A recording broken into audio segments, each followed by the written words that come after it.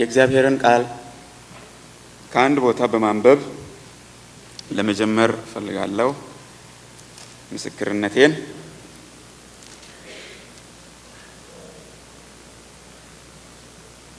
ከሁለተኛ ቆሮንቶስ ምዕራፍ 4 ቁጥር 7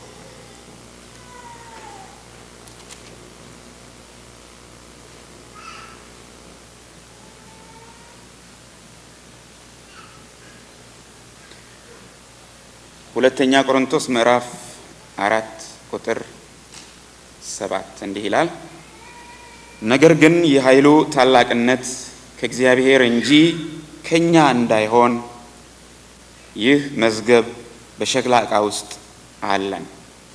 ነገር ግን የኃይሉ ታላቅነት ከእግዚአብሔር እንጂ ከኛ እንዳይሆን ይህ መዝገብ በሸክላ ዕቃ ውስጥ አለን።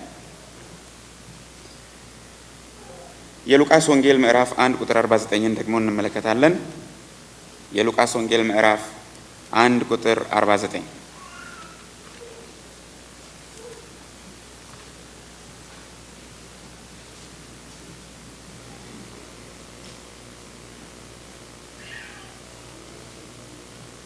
ብርቱ የሆነ እርሱ በእኔ ታላቅ ሥራ አድርጓልና ስሙም ቅዱስ ነው። ብርቱ የሆነ እርሱ በእኔ ታላቅ ሥራ አድርጓልና ስሙም ቅዱስ ነው። የመጀመሪያውን ሐሳብ የተናገረው ሐዋርያው ጳውሎስ ሲሆን ሁለተኛውን ሐሳብ አሁን በሉቃስ ወንጌል ያየነውን የተናገረችው ደግሞ የጌታችን የኢየሱስ ክርስቶስ እናት ማርያም ናት። ብርቱ የሆነ እግዚአብሔር በደካማ ሰዎች ውስጥ ታላላቅ ሥራዎችን ይፈጽማል። ይህንን እውነት ነው በዚህ ምሽት ላካፍላችሁ የምፈልገው። ብርቱ የሆነ እግዚአብሔር ደግማለሁ፣ ብርቱ የሆነ እግዚአብሔር ደካማ በሆኑ ሰዎች ውስጥ ታላቅ ሥራውን በየዘመናቱ ይፈጽማል።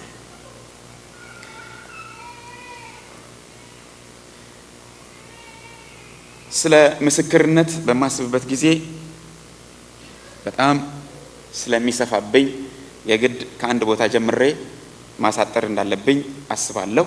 ዛሬም የማደርገው ይህንን ነው። ከመሰረቱ ከጅምሩ ለመምጣት ባስብ ምናልባት እዚህ ማምሸትም ማደርም ሊመጣ ስለሚችል ከመሃሉ ቆርጬ ጀምራለሁ።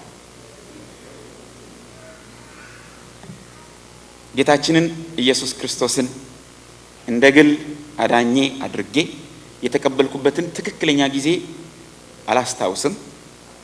ምክንያቱም ተወልጄ ያደግኩት በክርስቲያን ቤተሰብ ውስጥ ነው። ሆኖም በአንድ ወቅት ላይ የማረሳው አይነት ለውጥ በሕይወቴ ውስጥ ተካሂዷል። እንደተለወጥኩ ገብቶኛል በአንድ ወቅት ላይ። ከዚያ በፊት ጌታ በእኔ ሕይወት ውስጥ ምንም ስራ አልነበረውም ማለት አይደለም።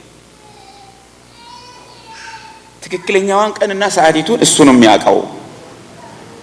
እኔ ሳስተውል በ1965 ዓመተ ምህረት ላይ አንድ አዲስ ምዕራፍ በሕይወቴ ውስጥ እንደተከፈተ ይሰማኛል።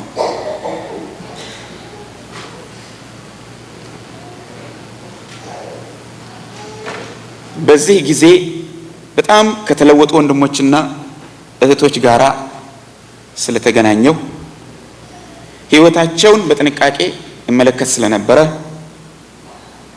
አካሄዳቸውን፣ አሰራራቸውን፣ አነጋገራቸውን እከታተል ስለነበረ ሕይወታቸው በሕይወቴ ላይ አንድ እኔ ያላሰብኩትን ስራ ሰርተዋል ማለት ይችላል። የእነዚያ ሰዎች ሕይወት ምስክርነታቸው አይደለም። ማንም ሰው ስለኔ ሕይወት መለወጥ አሳስቦት ያናገረኝ የለም፣ ያስተማረኝም የለም። ግን እኔ በቅርብ ከታተላቸው ነበርና ሕይወታቸው ሕይወቴን እንዳያደረገኝ እንድጸልይ አደረገኝ። ክርስቲያን ከሆንኩ ክርስቲያን መሆን አለብኝ እንድል አደረገኝ። ክርስቲያን መሆኔ ደግሞ በሕይወቴ ልክ እንደነዚህ ወንድሞችና እህቶች በሕይወቴ ተገልጦ መታየት አለበት። ግን እንዴት ይቻላል? ብርቱ የሆነ እርሱ በእኔ ህይወት ውስጥ አንድ ነገር ካላደረገ በስተቀር አንድ ነገር በልቤ ሆነ ኢየሱስ ያድነኝ ኢየሱስ ያድነኝ እንደተባለው አንድ ነገር ጌታ በህይወታችን ውስጥ ማድረግ አለበት። ሰው በኃይሉ አይበረታምና ማንም ራሱን በራሱ መለወጥ አይችልምና የሚለውጥ እግዚአብሔር አምላክ ነው። በህይወት ውስጥ አዲስ ምዕራፍ መክፈት የሚችል ወደ አዲስ ልምምድ ውስጥ ሊያስገባ የሚችል እግዚአብሔር ብቻ ነው። ስለዚህ መጸለይ ነበረብኝ። ስጸልይ ከቀድሞ በተለየ አይነት መንገድ ማለት ነው። ሰፋ ያለ ጊዜ ወስጄ ተግቼ ስጸልይ ማለት ነው። ቀደም ሲል ደስ ሲለኝ ጸልያለሁ፣ ደስ ሳይለኝ ደግሞ እየተውኩ ነበር የቆየሁት። አሁን ግን ባለማሰለስ በየቀኑ መጸለይ ጀመርኩ። በተወሰነ ሰዓት እየነቃሁ ሌሊት ስጸልይ ነበረ። ጸሎቴ አንድ ነው። ምን ነበረ ጸሎቱ? ጌታ ሆይ ለውጠኝ የሚል ነው። መለወጥን ነው የፈለኩት። ክርስቲያን ለመባሉማ እየተባልኩ ቆይቻለሁ፣ ራሴንም እያልኩ ቆይቻለሁ። ግን መለወጥ ፈልጌያለሁ።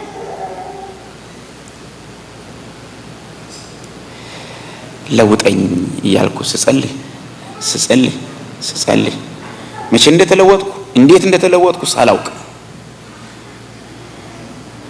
የምጥላቸው ነገሮች ከህይወቴ ተራግፈው ወድቀው አየሁኝ።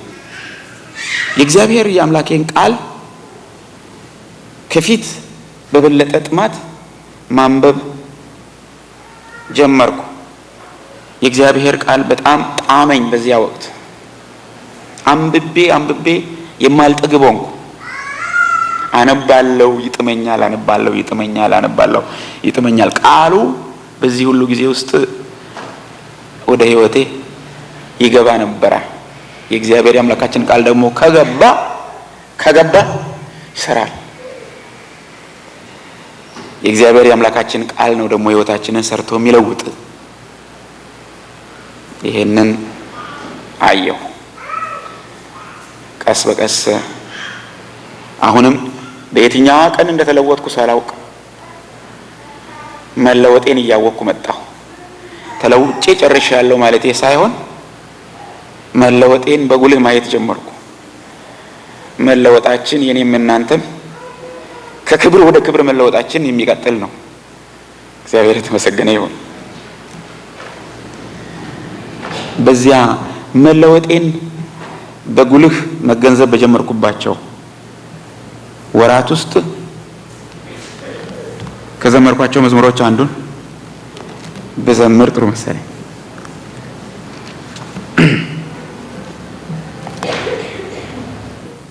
አፌን የፈታሁባቸው መዝሙሮች አሉና ከነዛ አንዱን ልዘምር ማለት ነው።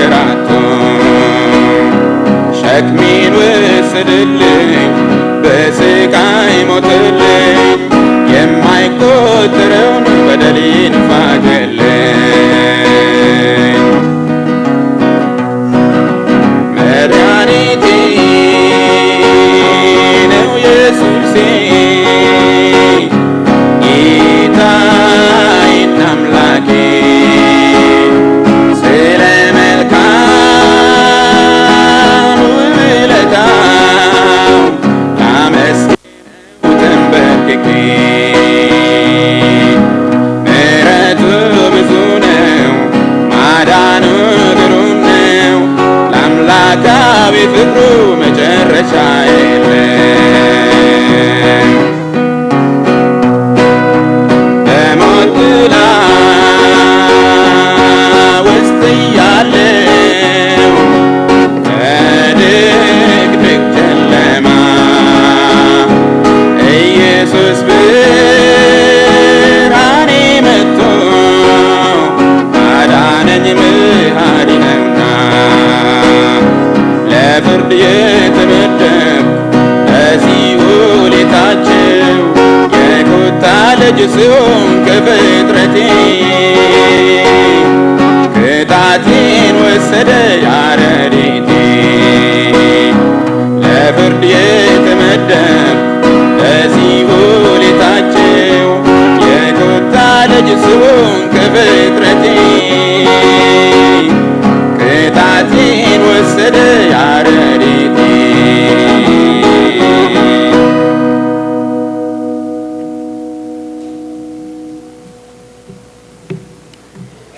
ይህንን ለውጥ ከተለማመድኩ በኋላ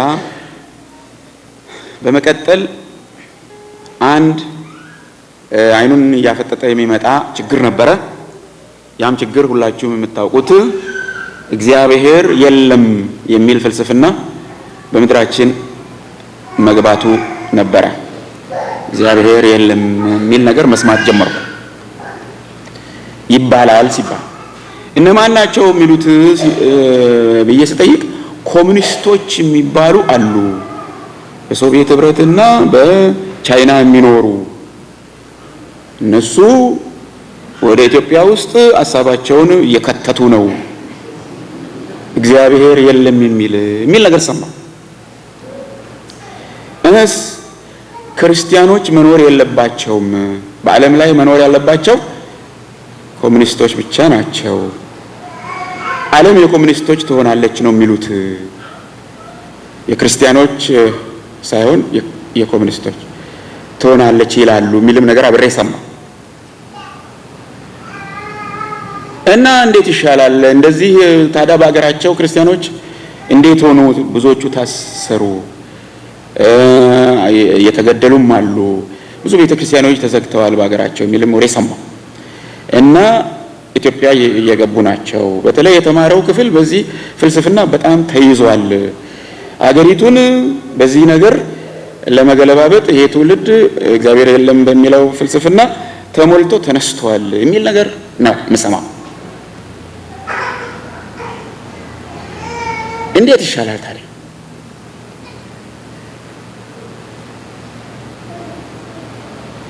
የእግዚአብሔር የአምላካችን ቃል ስለ እግዚአብሔር መኖር እንደውም ክርክርም የለውም። መጽሐፍ ቅዱሳችን ዘፍጥረት ላይ እግዚአብሔር አለ ብሎ አይጀምርም። እግዚአብሔር በመጀመሪያ ሰማይና ምድርን ፈጠረ ብሎ ነው የሚጀምረው። ጥያቄ የለውም ማለት ነው። እኛ ደግሞ መጽሐፍ ቅዱስ ያነበብን ጥያቄ የለንም፣ እናውቀዋለን። እግዚአብሔር ዓለም ስለማታውቀው ዓለም ስለማታየው አይኗ ስለተያዘባት እንደዛ ብትናገርም እኛ ግን ከእርሱ ጋር የተገናኘን እናውቀዋለን።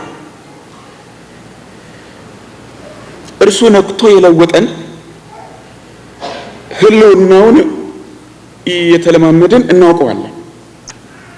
ፍቅሩን የቀመስን እናውቃለን። ማንም ሊለውጠን ያልቻለ አመፀኛ ሰዎች ነበር፣ በእርሱ ተለውጠን እናውቃለን። በጸሎት አነጋግረነው ጸሎታችንን ሲመልስ፣ በአስደናቂ ሁኔታ ጸሎታችንን ሲመልስ አይተን ተለማምደን እናውቀዋለን። እግዚአብሔር አምላክን የተገዳደረ ኮሙኒዝም ብቻ አይደለም። ቀደም ሲልም ሌሎች ሐሳቦች፣ የሰው ሐሳቦች እየተገዳደሩ ግን ተራ በተራ የወደቁ እግዚአብሔር አምላክ መኖሩን በየዘመናቱ ደግሞ ደጋግሞ እያስረዳ ቆይቷል። እግዚአብሔር እርሱ ብርቱ ነው። በመጽሐፍ ቅዱሳችን ውስጥ ያየነው ብርቱ ነው። እግዚአብሔር እርሱ ማን ነው? እስራኤልን ይለቅ ዘንድ የሚያዘኝ ሕዝቤን ልቀቅ እያለ መልእክት የሚልክብኝ እሱ ማን ነው? እግዚአብሔርን አላውቅም እስራኤልንም አልለቅም ያለውን ፈርዖንንም አንበርክኮታል እግዚአብሔር። ማን እንደሆንኩ አሳያለሁ ብሎ እያገላበጠ ገርፎ ጌታ የተመሰገነ ይሁን አሳይቷል እግዚአብሔር ልኩን። ከዚያ በኋላ ለተነሱትም እያሳየ እዚህ ደርሷልና አሁን በኮሙኒዝም ጊዜ ሊሸነፍ ነው? አይሸነፍ። ለምን ቢባል መጽሐፍ ቅዱሳችን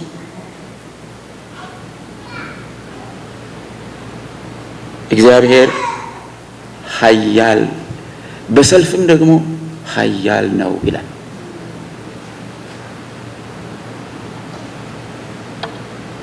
እግዚአብሔር ነው ብርቱና ኃያል፣ እግዚአብሔር ነው በሰልፍ ኃያል ብሎ ነው የሚናገረው። የተነሱበትን ሁሉ እየመታ የተነሱበትን ሁሉ እየጣለ እያሳፈረ የሚኖር በሰልፍ ኃያል ማለት በጦርነት ኃያል ሊዋጉት ቀስታቸውን የገተሩትን ሰዎች ሁሉ ነው ቀስታቸውን እየሰበረ እነርሱንም ደግሞ እያደቀቀ ከዘመን ወደ ዘመን ከዘላለም እስከ ዘላለም የሚኖር እግዚአብሔር ነው። መጽሐፍ ቅዱስ እንደዚህ ይላል። እና እነዚያን ችግሮች ከፊቴ የነበሩትን ከኔ ፊት ብቻ ሳይሆን በዚያን ጊዜ የጌታን ስም ሲጠሩ ከነበሩት ወገኖች ፊት የነበረውን ችግር እያሰብኩ እያሰላሰልኩ ሳለሁ ይሄ ቃል መጥቶ ልቤን ሞላ። እግዚአብሔር ነው ብርቱና ኃያል፣ ኮሙኒዝም አይደለም። እግዚአብሔር ነው በሰልፍ ኃያል የሚል ነገር ውስጥ የተመላለሰና ነገሩ ወደ መዝሙር ተለወጠ። እግዚአብሔር ይመስገን። እሱንም ልዘምር ብዬ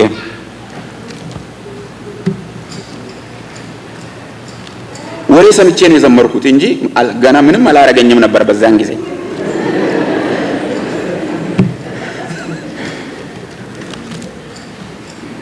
በእምነት ማለት በእምነት አንተ ሰይፍና ጦር ጭሬም ይዘህ ትመጣብኛለህ፣ እኔ ደግሞ አለ ዳዊት በሰራዊት ጌታ በእግዚአብሔር ስም በእስራኤል ጭፍሮች አምላክ ስም እመጣብሃለሁ ብሎ እንዳለ በእግዚአብሔር ተማምኜ ጋጠመዋለሁ ነው። እግዚአብሔር ነው ብርቱና ኃያል፣ እግዚአብሔር ነው በሰልፍ ኃያል።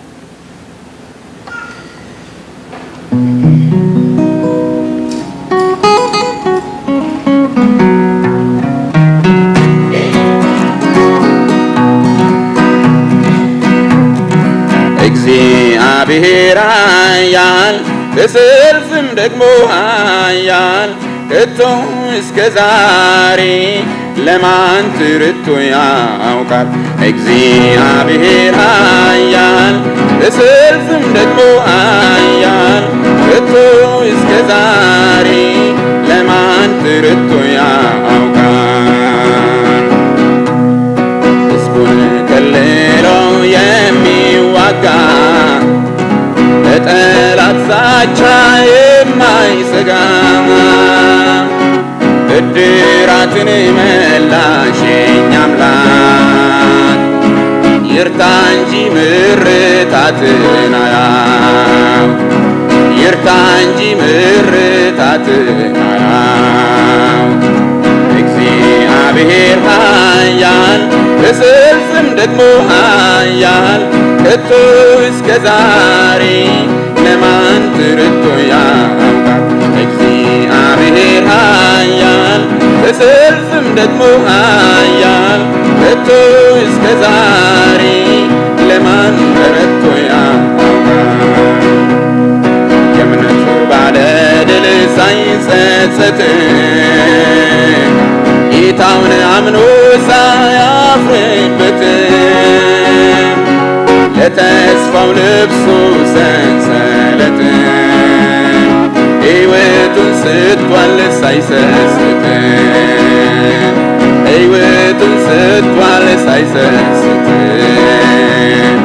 እግዚአብሔር ኃያል በሰልፍም ደግሞ ኃያል ከቶ እስከ ዛሬ ለማን ትርቶ ያውቃል? እግዚአብሔር ኃያል በሰልፍም ደግሞ ኃያል ከቶ እስከ ዛሬ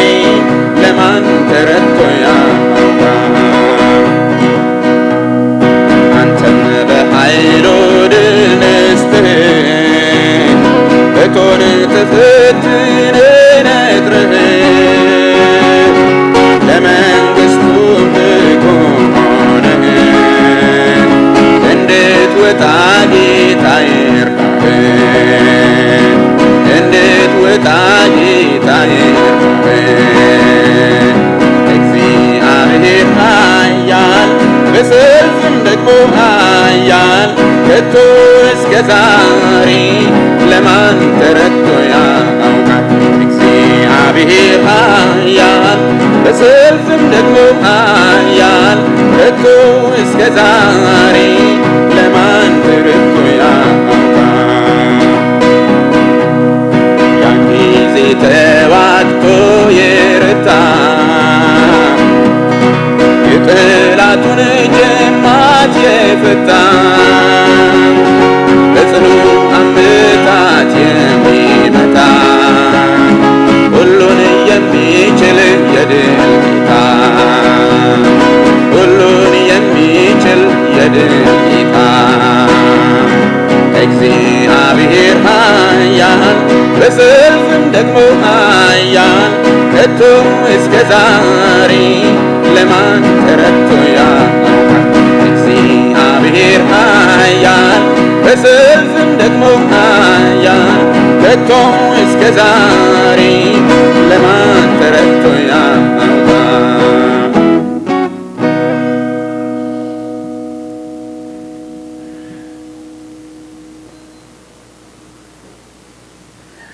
ጌታ የተመሰገነ ይሁን እና ይሄ እውነት ነው። የእግዚአብሔር የአምላካችን ቃል ሕያው ነው። የእግዚአብሔር የአምላካችን ቃል እውነተኛ ነው። እግዚአብሔር በተናገረው ነገር እውነተኛ የሆነ የማይዋሽ አምላክ ነው። እግዚአብሔር ይዋሽ ዘንድ ሰው አይደለም። እግዚአብሔር በቃሉ ያስቀመጠው እውነት በዘመናት ሁሉ መካከል ይሰራል። እግዚአብሔር ነው ብርቱና ኃያል። እግዚአብሔር ነው በሰልፍ ኃያል። ይህንን አይተናል። ክብር ለስሙ ይሁን። ወሬ ስሰማ ቆይቼ አሁን ደግሞ በዚህ እምነት በደንብ ከተያዙቱ ጋራ ፊት ለፊት ተገናኘው። የት ላይ ነው የተገናኘሁት? እድገት በህብረት የእውቀት እና የሥራ ዘመቻ ላይ ነው። አንተም እሱን ሰምተሃል እንዳትሉ። እድገት በህብረት የእውቀትና የሥራ ዘመቻ የሚባል አዎ ዘምቼ ነበር። እዚያ ነው ከአዲስ አበባ ከመጡ ተማሪዎችና መምህራን ጋር የተገናኘሁት። ኮሙኒዝም ምን እንደሆነ ማየት የጀመርኩት በእነሱ ውስጥ ነው። እግዚአብሔር የለም ማለት ምን ማለት እንደሆነ፣ የክህደት መንፈስ ማለት ምን አይነት እንደሆነ በእነሱ ውስጥ ነው ለመጀመሪያ ጊዜ ያየሁት። ያ ቦታ ቀላል ቦታ አልነበረም። በዚያ ስፍራ ፈተናው አይኑን አፍጦ ነው የመጣው። እኔንና እኔን የሚመስሉትን ክርስቲያን ወንድሞች ላይ አደጋ ለማድረስ ብዙ ሴራ ነበረ፣ ብዙ አድማ ነበረ የተካሄደው፣ ብዙ ዝግጅት ተካሂዶ ነበረ። እንዴት አድርገው እንደሚደበድቡን፣ እንዴት አድርገው በጩቤ እንደሚወጉን፣ እንዴት አድርገው እንደሚገሉን ሲመካከሩ ዘማቾቹ እኔ በነበርኩበት ጣቢያ ውስጥ ወሬ ሁሉ ይደርሰን ነበረ። እኛ ደግሞ ይሄንን እየሰማን እየጾምን እንጸልይ ነበር። እግዚአብሔር አምላካችን እንዲታደገን እየጾምን እንጸልይ እንማጠን ነበር። እግዚአብሔር አምላካችን ከጨካኞች ጡጫ የሚቤዥ አምላክ እንደሆነ በዘመቻ ጣቢያም አየሁ። እግዚአብሔር ዝርዝሩን አሁን አልነግራችሁም። ከዚያ ጥልፍልፍ ውስጥ ከዚያ አደጋ ውስጥም አወጣን እኔንና አብረውኝ የነበሩት። ዘመቻ ጣቢያ ውስጥ ጌታን ካልካድኩ በሕይወት ዘመኔ የትም ቦታ አልክድም ብያለሁ እዛን ጊዜ። ምክንያቱም ከባድ ነበር ጊዜ። የሚያስክድ መንፈስ በኃይል የሚሰራበት ጣቢያ ነበር ያ ጣቢያ። መጽሐፍ ቅዱሶቻቸውን አቃጥለው ከሃዲ ሆነው የተመለሱ አሉ በዘመኑ። በአንጻሩም ጌታ ኢየሱስ ክርስቶስን እንደ ግል አዳኛቸው ተቀብለው ድነው ቀድሞ ያላወቁትን ጌታ አግኝተው ተመለሱም አለ። እግዚአብሔር የተመሰገነ ይሁን። ቦታው ቀላል ስላልነበረ ወደ እግዚአብሔር ጸልይ ነበር። በዚህ ውስጥ ያንተ እጅ ትምጣ አድነኝ እያልኩ ጸልይ ነበር። አቅሜ ትንሽ ነበረች። ከነዚህ ፍልስፍናውን እንደ ውሃ ከጠጡት ጋራ ለመከራከር የሚችልበት አቅም አልነበረኝ። እነሱ የዩኒቨርሲቲ ተማሪዎች፣ የዩኒቨርሲቲ ምሁራን፣ እኔ ደግሞ የሃይስኩል ተማሪ በምን አቅሜ ይቋቋማቸዋል? የአምላኬ እግዚአብሔር መንፈስ ይቋቋማቸው እንጂ ተቋቁሟቸዋል። ደግሞ ጌታ የተመሰገነ ይሁን።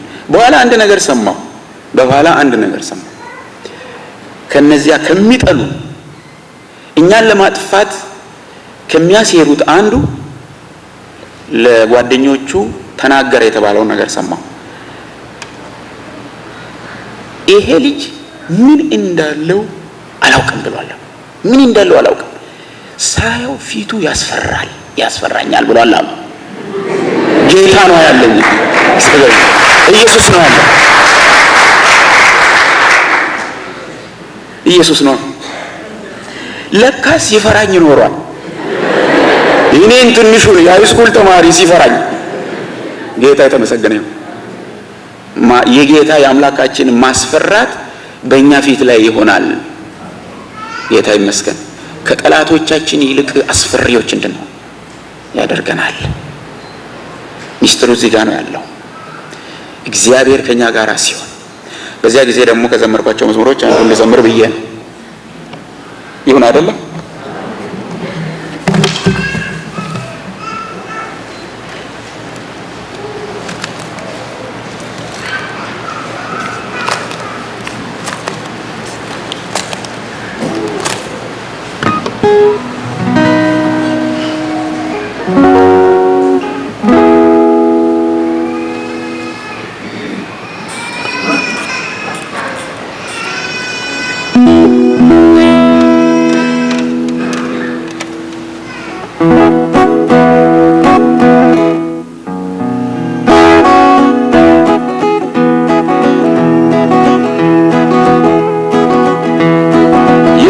የጠላቴን ራስ ቀጥቅጠህ ከመንጋጋው ምኔን ነጥቀህ ቅዱስ ደምህን አፍስሰህ ለሞት ልጅ ሕይወት ሰጠህ። ታላቁን ምሕረት አገኛለሁ፣ አሁንም መጽናት እሻለሁ። በጊዜውም አለጊዜውም በስምህ ጸንቼ ቆሜ ፊትህን ለማየት እጓጓለሁ። ሩጫዬን ፈጽሜ ስለዚህ ፈቃድ ይሁንልኝ ውድ አባቴ። በሰላም በጤና አድርሰኝ ከቤቴ። ስቅበጥበት መክረኸኛል፣ ስተክዝ አጽናንተኸኛል። ባቆስልህም ወድኸኛል፣ ዘወትር ተሸክመኸኛል። እስከ ዛሬ ችለኸኛል፣ ቅዱስ ስምህ አቁሞኛል። በጊዜውም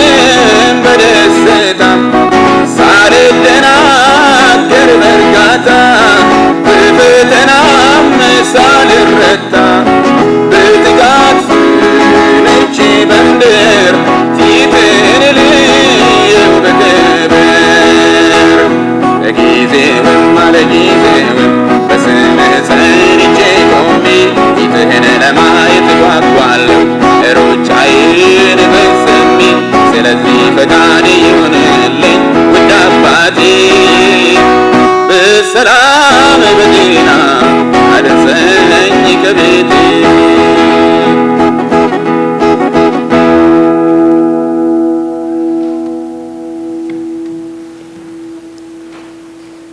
እርገት በህብረት ዘመቻው በሰላም አለቀና ተመለስኩ።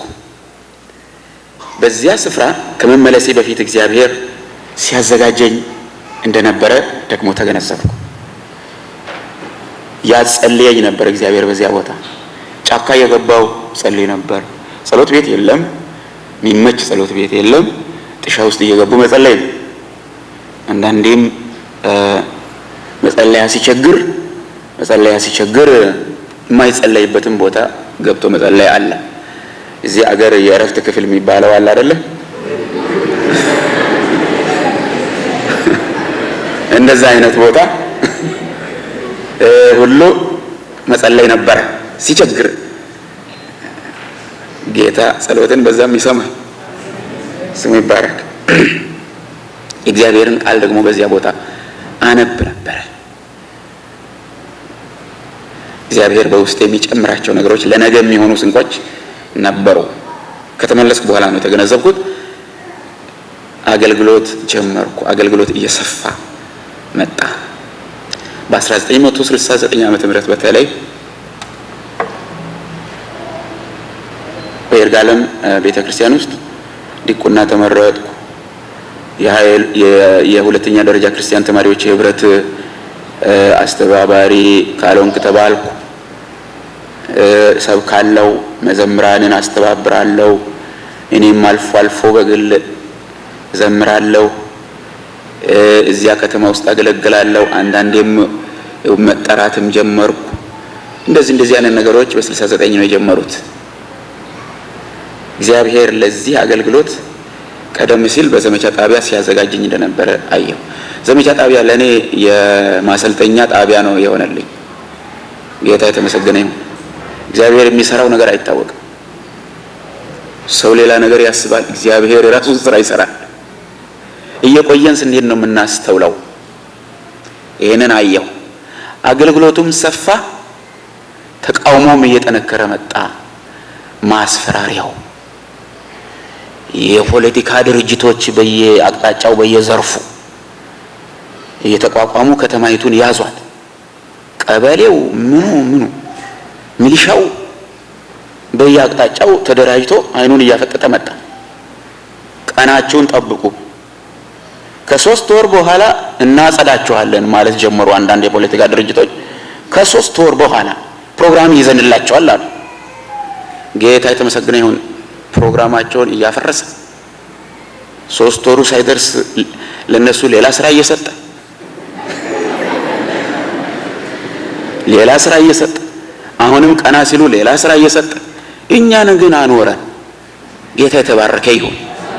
ጌታ የተባረከ ይሁን። የሰይጣን ቀጠሮ በእኛ ላይ አይሰራም። ስሙ የተባረከ ይሁን። ስሙ የተባረከ ይሁን። ስሙ የተባረከ ይሁን።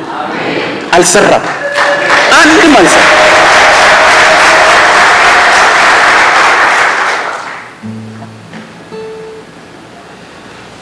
እና በዚያ ወቅትም ደግሞ ጌታ መዝሙር ይሰጥ ነበር።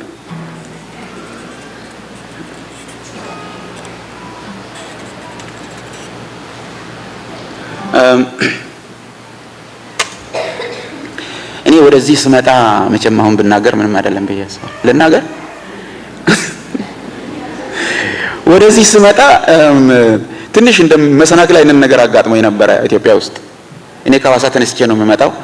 በአንድ 2 ወይም 3 አውቶቡሶች ያህል ቀይሬ ነው አዲስ አበባ የደረስኩት። ከሐዋሳ ሻሸመኔ እንደደረስኩ አውቶቡስ ቀየርኩ። አውቶቡስ ቀይር ሻሸመኔን የምታውቁ ካላችሁ እዚያ በጣም ብዙ ሰራተኞች አሉ። ሻሸመኔ መናኸሪያ ውስጥ ብዙ ሰራተኞች አሉ። ሰራተኞች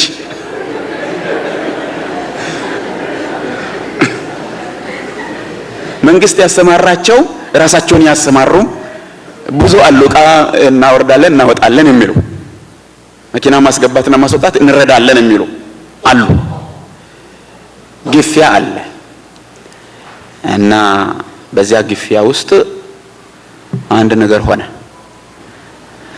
ምን ሆነ? የአውሮፕላን ቲኬት ተሰረቀ። የአውሮፕላን ቲኬት ከኪሴ መጥፋቱን ያወቅኩት ከሻሸመኔ ከተማ ወጥቼ ኩየራን ካለፍኩ በኋላ ነው። ኩየራ የምትባል ከተማ አለች። እሷን ካለፍኩ በኋላ ነው ያወቅኩት። አሁን ውስጤን ሳዳምጠው ልቤ ጸጥ ብሏል፣ አእምሮዬ ስራ ጀመረ። ወዲያው ምንድነው የመጣብኝ? እኔ እንደሆንኩ ወደ አሜሪካ ለአገልግሎት እሄዳለሁ፣ ሰይጣን ሌላ ምስክርነት ሊሰጠኝ ፈልጎ ነው እንጂ ይቺን ነገር የሰረቃት የሚል ነገር ነው ውስጤን የሞላው። ወዲያው መጥቼ አዲስ አበባ ቲኬት ኦፊስ ሪፖርት አደረኩኝ። የተፈጠረውን ነገር ነገርኳቸው።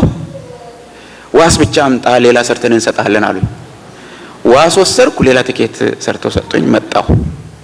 ጌታ የተመሰገነ ይሁን። ለምን በኪሴ ያዝክ መጀመሪያ ነገር አትበሉኝ። ለመጠንቀቅ ብዬ ነው በኪሴ ያዝኩት።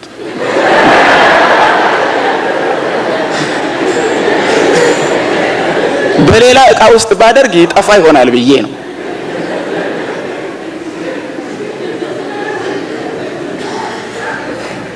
እና የኔ መጠንቀቅ እስከዚህ ድረስ ነው።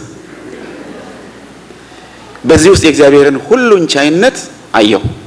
እግዚአብሔር ያሰበውን ነገር ሰይጣን ሊያሰናክል አይችልም። በሚያደርጋቸው በእያንዳንዱ ሙከራዎች ግን እኛ ምስክርነት አትርፈን እንወጣለን። ጌታ የተመሰገነ ይሁን። ሊያስጨንቀን ከመጣ ነገር ውስጥ እግዚአብሔር ለስሙ ምስክር የሚሆን ለስሙ ምስጋና የሚሆን ነገር ያወጣል። ወደ 1969 ልመልሳችሁና በዚያ አስጨናቂ ሁኔታ ውስጥ እግዚአብሔር መዝሙር ይሰጥን። መዝሙሩ እንደዚህ ይላል።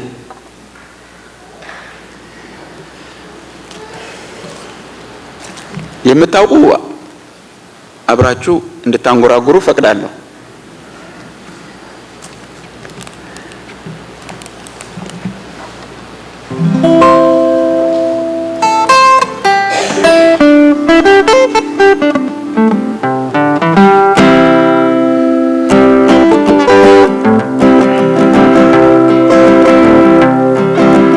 ምስጋና የሚገባውን እግዚአብሔርን እጠራለሁ፣ ጠላቶቼን እድናለሁ። ምስጋና የሚገባውን እግዚአብሔርን እጠራለሁ፣ ከጠላቶቼም እድናለሁ። የዓመፅ ፈሳሽ ሲያስፈራኝ የሲኦል ጣርም ሲከበኝ አምላክህ የት አለ ሲለኝ ባላንጣዬ ሲያፌዝብኝ ከመሰረቴ ሊነቅለኝ ወይ ብቻ ሲል ሲዝትብኝ የጌታን ስም እጠራለሁ፣ ከጠላቴም እድናለሁ።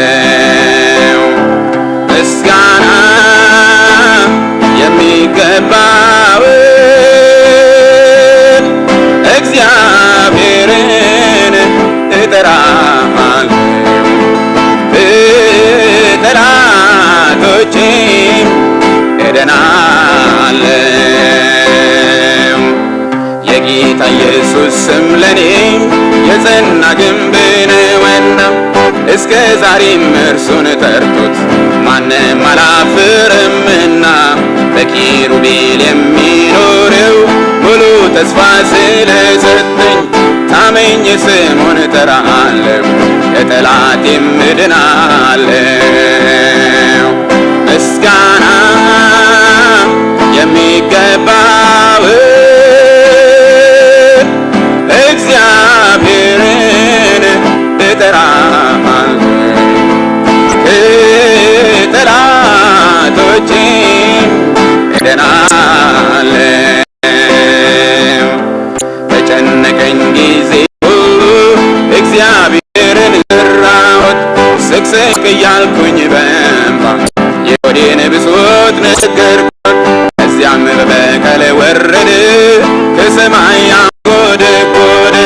በመብረቁ አወቃቸው በፍላጻው በተናቸው።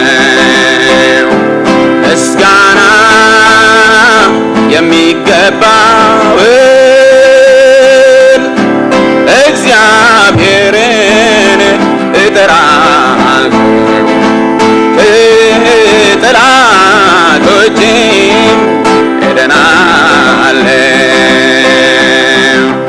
ለጥርሶቻቸው ንክሻም አላደረገኝምና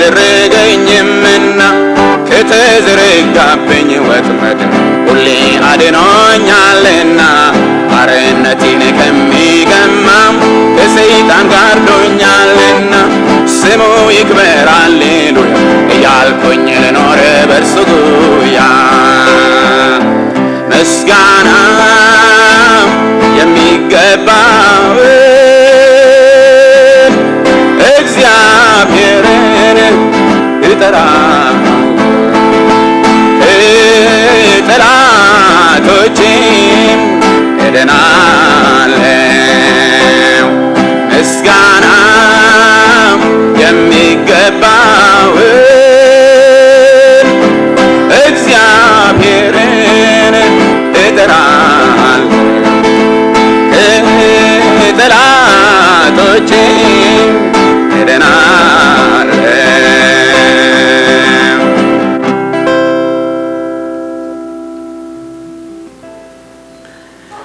ጌታ የተመሰገነ ይሁን።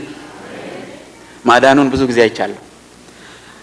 ብዙዎቻችሁ ስለ መታሰሬ ሰምታችኋል ብዬ አስባለሁ። ታስሬ እንደተፈታው ማለት ነው። ምናልባት አንዱን እስር ነው የሰማችሁት። ጥቂት የሆኑ ወደ 5 ጊዜ ያህል እስራቶች አጋጥሞኝ ወጥቻለሁ። ወደ 5 ጊዜ በይርጋለም ከተማ ውስጥ 2 ጊዜ፣ ከይርጋለም ከተማ ውጪ ደግሞ 3 ጊዜ። አንድ ቀን ወላይታ ታስሬያለሁ። ለመጀመሪያ ጊዜ በህይወቴ ፖሊስ ጣቢያ የሚባል ገብቼ ያየሁት የዛን ጊዜ ነው። ግን አንድ ቀን ነው። እግዚአብሔር የተመሰገነ ይሁን። ሊያለማመድ እንግዲህ በትንሹ ነው የሰጠኝ። ሌላው ባሌ ጎባ ነው። ባሌ ጎባም እንደዚሁ አንድ ቀን ታስሬ ወጥቻለሁ። ባሌ ጎባ ታስሬ ስወጣ በጊዜው የነበሩ የፖለቲካ ድርጅቶች ተጋጭተው ነው አሉ እንጂ አንወጣም ነበር። ማን እሰሩ አላችሁ የሚል መጣባቸው አሉ። እንግዲህ በስህተት አንዱ የሌላውን አባል አስረዋል መሰለኝ። በእነሱ ሰበብ እኛም ወጣን።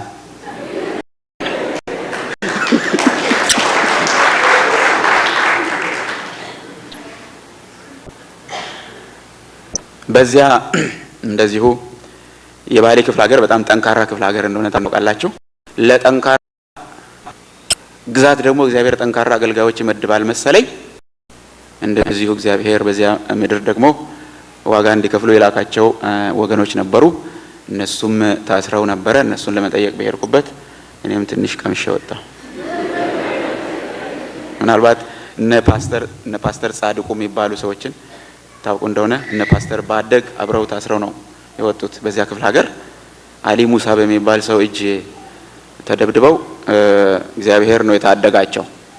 በሱ እጅ እንደው በዱላ ብቻ ከሱ እጅ መውጣት በጣም ትልቅ ጸጋ ነው መቼም። እና አሊ ሙሳ ማለት ነው። እና በዚያ ወቅት እስቲ ጠይቄ ልምጣ ብዬ በሄድኩበት የቀሩትንም ደግሞ እስቲ ለማጽናናት ብችል ብዬ በሄድኩበት ያዙኝ። ጌታ ደግሞ ይሰራል። የሚሰራውን ሰርቶ አወጣኝ። እና ምን ሆነ? መዝሙር